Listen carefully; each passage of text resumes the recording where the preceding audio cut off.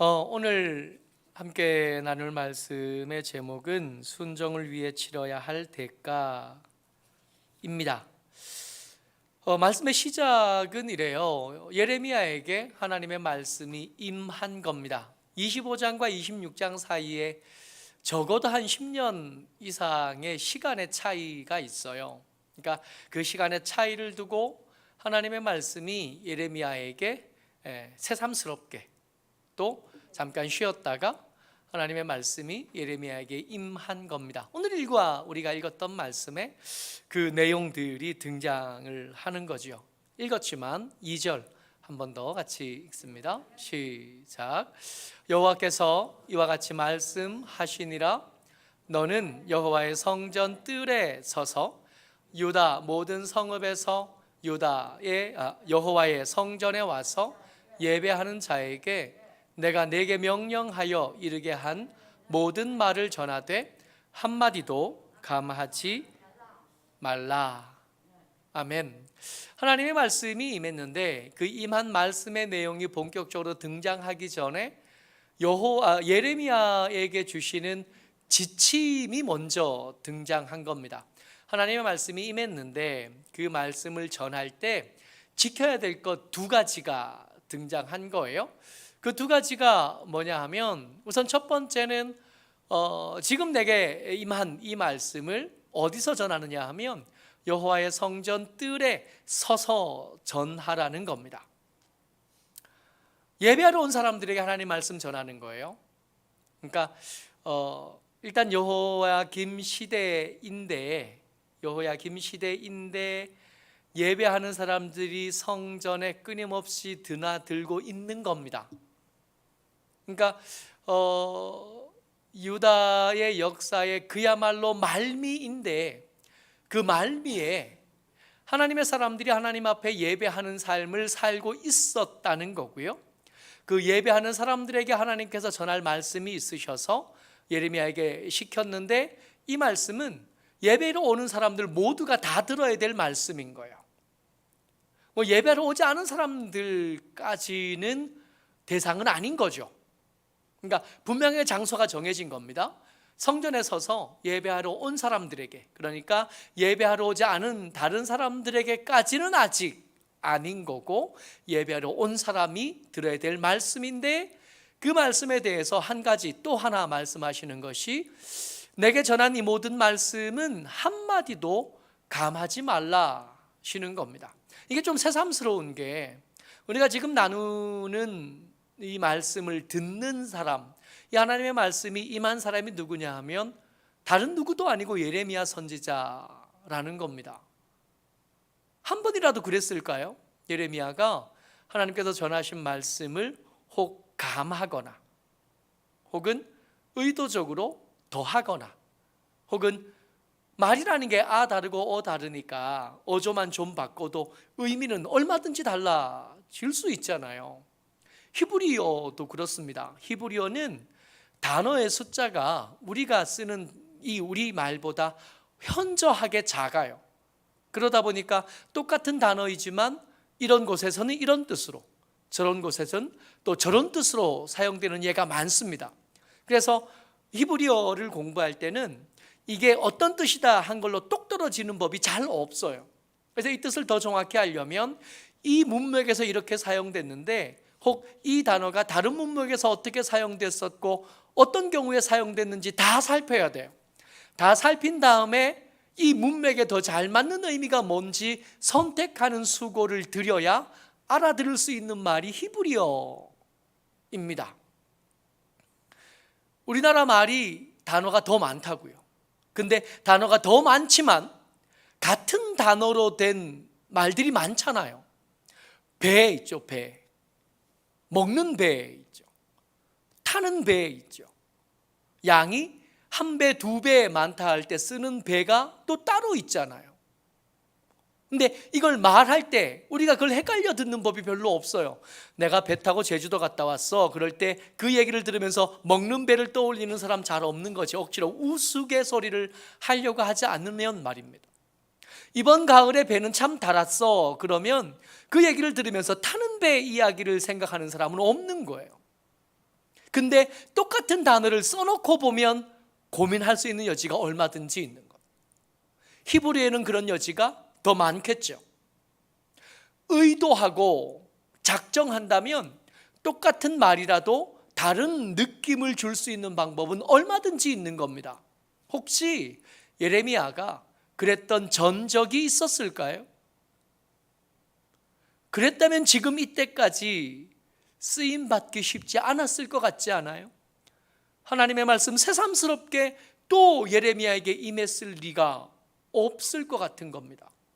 26장에 또 한 사람 선지자 이름이 등장하는데, 이 우리아라고 하는 선지자는 하나님의 말씀을 제대로 전했다가 죽기까지 합니다. 그러니까 하나님의 말씀을 정직하고 감하지 않고 제대로 순종하면서 전할 선지자가 예레미야 한 명만 있는 건 아니었다는 거예요. 더 있었다고요. 그럼에도 불구하고 예레미야가 신실한 하나님의 사람이 맞는데도 불구하고 굳이 이렇게 한마디도 감하지 말라고 해야 될 만큼 지금 하나님께서 예레미야에게 맡기신 말씀이 무겁습니다. 이걸 쉽게 아멘 하고 가서 하나님이 이렇게 말씀하셨습니다 하기에는 만만치 않은 말씀이 예레미야에게 맡겨진 겁니다. 예레미야에게 맡겨진 말씀이 이거예요. 이 앞에 이런저런 이야기들이 더 있지만 6절이 핵심입니다. 26장 6절, 하나님께서 예레미야에게 여호와의 성전 뜰에 서서 한마디도 감하지 말고 전하라고 말씀하신 그 말씀의 핵심입니다. 같이요, 시작. 내가 이 성전을 실로 같이 되게 하고 이 성을 세계 모든 민족의 저주거리가 되게 하리라 하셨느니라. 우리가 읽을 때는 뭐 이렇게 그런가 보다 하는데, 특히 여호야김 시대의 이 말씀은 유다 백성들이 듣기에 더 어렵고 그저 아멘하기 더 힘들 수밖에 없어요. 여호야김, 이 사람 누구냐 하면 그 유명한 전무후무한 하나님의 뜻에 맞게 행동했던 개혁자 요시야의 아들입니다. 이 요시야가 어떤 사람인지 좀 알면, 요시야의 뒤를 이어서 왕이 된 이 여호야김에 가지고 있는 그 성전, 그들이 그때 그 백성들이 모여서 예배드리고 있는 성전이 어떤 위치인지 좀 안다면, 이 말씀이 함부로 전하기 부담스러울 수밖에 없는 말씀이겠구나 하는 걸 짐작할 수 있어요. 열왕기하 23장 24절 25절까지입니다. 요시야가 어떤 사람인지 먼저 알면 좋습니다. 요시야의 개혁에 대한 말씀인데, 열왕기하 23장 24절 25절까지 같이 읽습니다. 시작.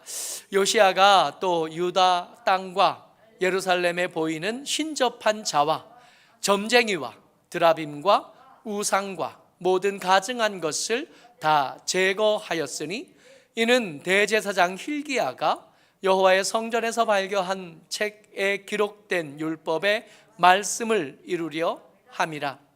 요시야와 같이 마음을 다하며 뜻을 다하며 힘을 다하여 모세의 모든 율법을 따라 여호와께로 돌이킨 왕은 요시야 전에도 없었고 후에도 그와 같은 자가 없었더라. 우리가 위대한 왕들 떠올리면 다윗 떠올리잖아요. 히스기야도 떠오르고 개혁을 이루었던 몇몇의 왕들이 떠오르지만, 진짜 최고봉은 누구냐 하면 요시야였던 것. 우리가 짐작하는 게 아니라 하나님의 말씀이 그렇게 기록해 줬어요. 요시야 같은 사람, 요시야처럼 마음을 다하고 뜻을 다하고 힘을 다해. 우리 이거 많이 듣던 이야기죠.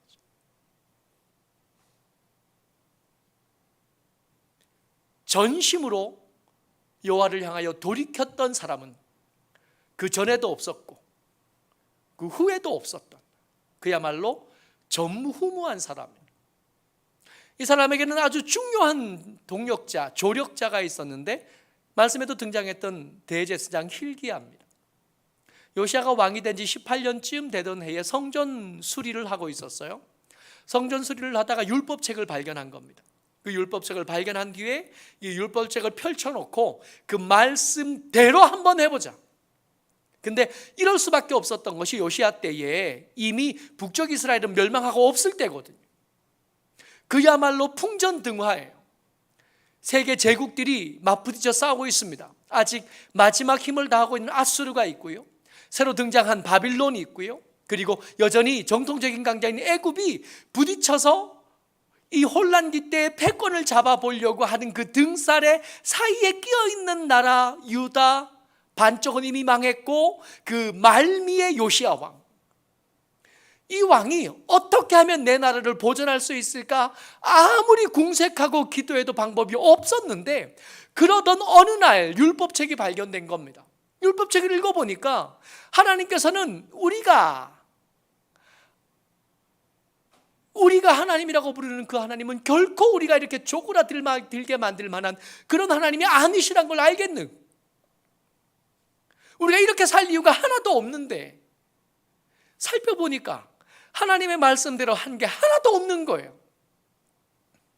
작정을 하고 도박하듯이 말씀대로 한번 해보자 하고 작정하고 덤빈 겁니다.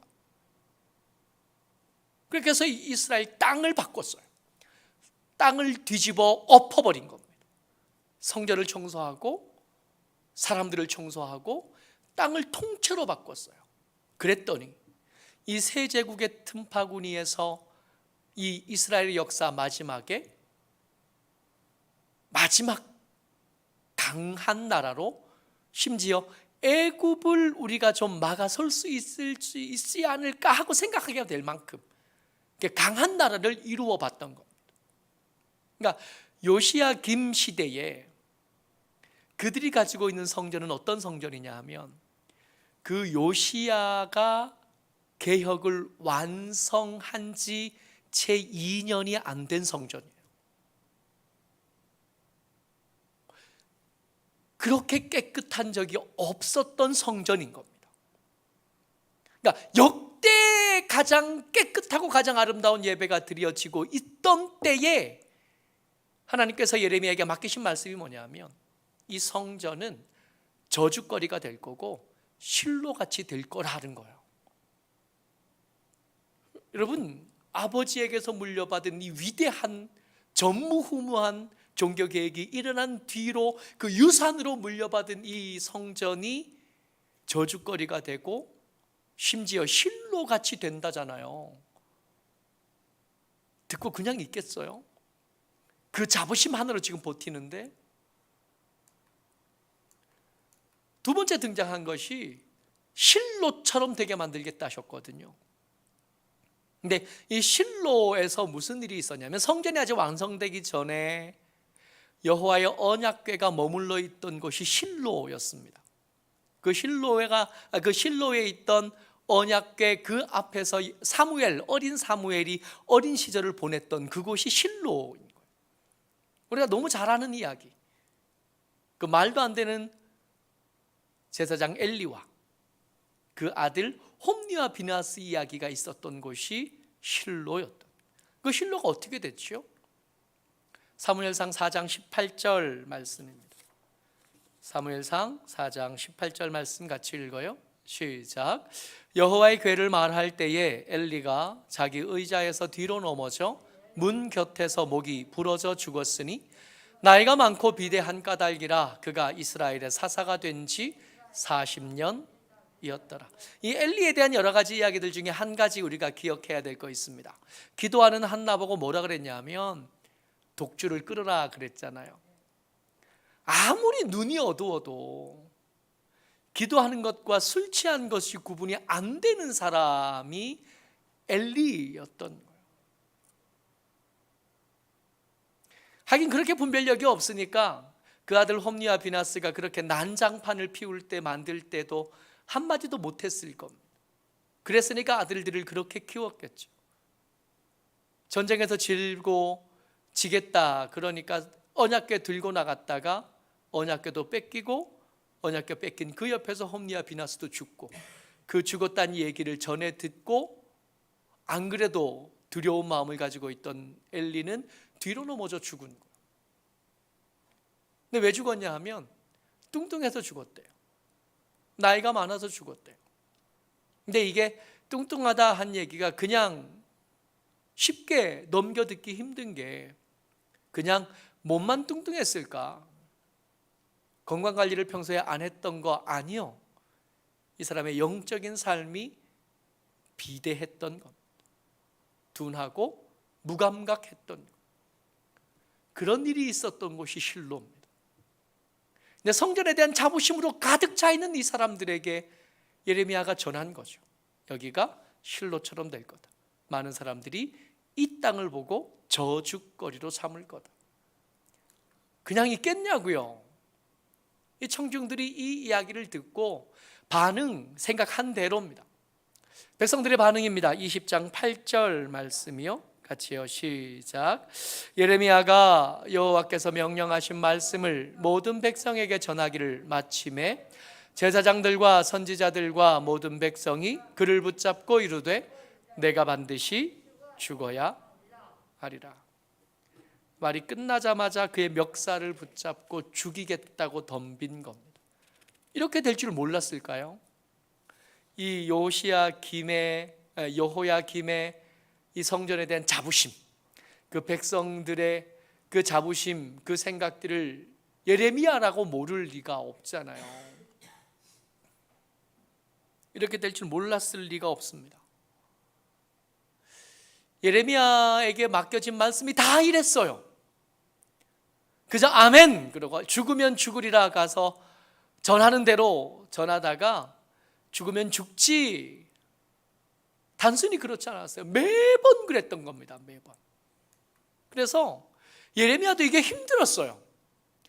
이 말씀대로 여호와의 성전 뜰에 서서 한마디도 감하지 않고 그대로 전하는 일은 예레미야에게도 너무 고통스럽고 너무 부담스럽고 너무 힘든 일이었다. 하나님의 말씀에 순종해야 된다는 걸 왜 모르겠습니까? 많은 그렇게 순종할 때마다 그의 삶은 어려워졌고 힘들어졌고 곤고함은 더 커져갔던 겁니다. 그래서 하다 힘드니까 예레미야가 이렇게 말했던 적도 있어요. 하나님 앞에 와서 20장 9절 말씀입니다. 같이요. 시작. 내가 다시는 여호와를 선포하지 아니하며 그의 이름으로 말하지 아니하리라 하면 나의 마음이 불붙는 것 같아서 골수에 사무치니 답답하여 견딜 수 없나이다. 하지 않을 핑계를 예레미야가 찾아본 거예요. 어떻게 하면 안 할 수 있을까? 근데 안 하려고 하면 몸은 편한데 몸이 잠깐 편한 속 뒤에 그 마음은 불붙는 것 같은 거예요. 그럼 어디가 나을까요? 몸이 편한 게 나을까요? 마음이 편한 게 나을까요? 둘 다 힘들어요. 언뜻 생각하면 몸이 편한 게 나을 것 같은데 우리는 그렇게 선택하는데, 근데 마음이 불붙는 것 같아서 골수에 사무치니 답답하여 견딜 수 없나이다. 오죽하면 이렇게까지 말했을까요? 예레미야도 무서웠던 거예요. 예레미야도 한 대 맞으면 아프고 그 폭도들로 변한 동족들이 이렇게 멱살 잡고 감옥에 가두고 하면 죽을까 봐 무서웠던 거예요. 주기철 목사님 간증들을 이렇게 듣잖아요. 잠깐 풀려나신 적이 있어서 그 손자 된 장로님이 간증하는 것을 들어보면 풀려났을 때 의연하고 당당하고 그러셨을 것 같은데 아니었대요. 너무 무서워. 삽작거리 밖에서 소리만 나도, 사람 소리만 나도 잠깐 풀려나서 밥 먹다가 소스라치게 놀라는 똑같은 사람이었다.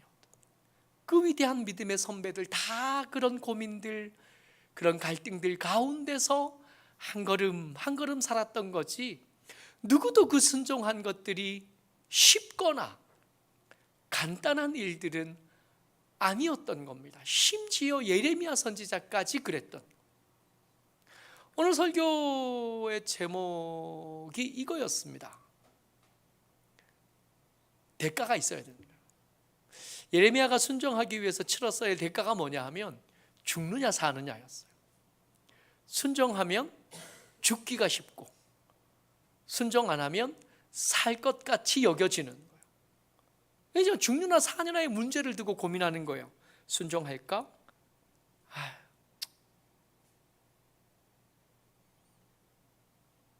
하지 말까? 아침까지 고민했을 것 같아요. 그러다가 결국 그 말씀을 다 전하고 멱살 잡힌 겁니다. 재판이 벌어지는 거예요. 살지 죽을지 알 수 없는. 심지어 아까도 말씀드렸지만 26장에 함께 등장했던 선지자 우리아는 죽었어요. 예레미야가 전했던 말씀, 똑같은 말씀을 전하다가 도망쳤는데, 말씀을 다 전하고 도망쳤는데 이 여호야김 왕이 기어코 애굽까지 가서 그 선지자 잡아다가 죽였어요. 그리고 빈민들의 무덤에 그 뼈를 뿌렸습니다. 요시야 왕이 개혁할 때 우상들을 불태워서 어디에 뿌렸냐면 빈민들의 무덤에 뿌렸거든요. 그러니까 최악의 저주인 거예요. 선지자가 그렇게 죽었다. 그러니까 예레미야의 동료 선지자는 그렇게 죽었고 예레미야는 어쩌다 살아남은 거예요. 당연하게 살아남은 게 아니라 어쩌다가 살아남은. 오늘 우리 설교의 제목이 이거입니다. 순종을 위해 치러야 할 대가가 있습니다. 예레미야는 그것을 죽음을 두고 고민하면서 순종했던, 이게 믿음이요. 예레미야의 믿음. 우리는 뭘 두고 고민하냐 하면 귀찮음을 가지고 고민합니다. 우리가 치러야 될 거는 귀찮음이에요. 귀찮은데 오늘 그냥 좀 있을까? 이 귀찮음을 포기하면 기도하고 성경도 읽고 묵상도 쓰고 뭐 이렇게 하는 거예요. 그 귀찮음을 포기하지 못하면 오늘은 그냥 좀 넘어갈까? 오늘 피곤한데 넘어가. 뭔가 대단한 걸 거는 게 아니에요. 우리 새삼스럽게 이 시대에 21세기를 사는 여러분들과 제가 대한민국 땅에 살면서 예수 믿는다고 잡혀갈 일도 없고 예수 믿는다고 딱히 이렇게 피해 볼 일도 없잖아요. 선배들이 피 흘려 만들어 놓은 환경, 형편 중에 사는데 그럼에도 불구하고 우리가 이 편한 시대에 살면서도 치러야 될 대가는 분명히 있거든요. 저들에 비해서 지나치게 가볍고 사소하지만 이 지나치게 가볍고 사소한 것도 우리에게는 힘들어, 버거워. 이것들 가지고 고민이 많아. 기도 많이 한 다음에 겨우 한 가지를 할똥말똥. 그럴 수 있지. 시대가 다르니까. 우리도 저런 시대를 만나면 또 그렇게 그럴듯하게 할지 또 누가 알겠어요. 다만 이런 다음에 우리가 우리 이 믿음 가지고 하나님 앞에 돌아가야 될 텐데 그 내놓은 믿음이 너무 초라할 것 같아요. 그 내놔야 될 믿음이 옆에 너무 대단한 믿음이 있으니까 이 믿음을 내놓고는 이걸 내놔도 될까? 하는 고민이 생기는 겁니다. 이걸 가지고 믿음이라 그래도 되나? 이걸 가지고 구원을 얻어도 되나? 너무 보잘것없고 초라하니까 치른 대가가 없으니까 이게 원래 가치가 치른 대가가 크면 이게 가치가 커지는 거잖아요. 근데 치른 대가가 너무 초라해. 너무 별게 없어. 그러다 보니까 내놓을 믿음도 초라하고 졸아 빠진 것밖에 없을 것 같은 게 문제고. 고민 좀 해봐야겠다. 예레미야서 묵상을 이제 후반부를 이렇게 시작을 했는데 예레미야서 계속 읽어가는 중에 우리의 믿음을 위해서, 우리의 순종을 위해서 치러야 될 대가들에 대해서, 내가 치르고 있는 것들에 대해서 좀 생각해 봐야겠다. 그리고 내 믿음의 가치가 얼마쯤 되는지 말씀의 저울에 올려서 좀 달아볼 수 있는 기회가 되시기를 주의 이름으로 축복합니다. 아멘.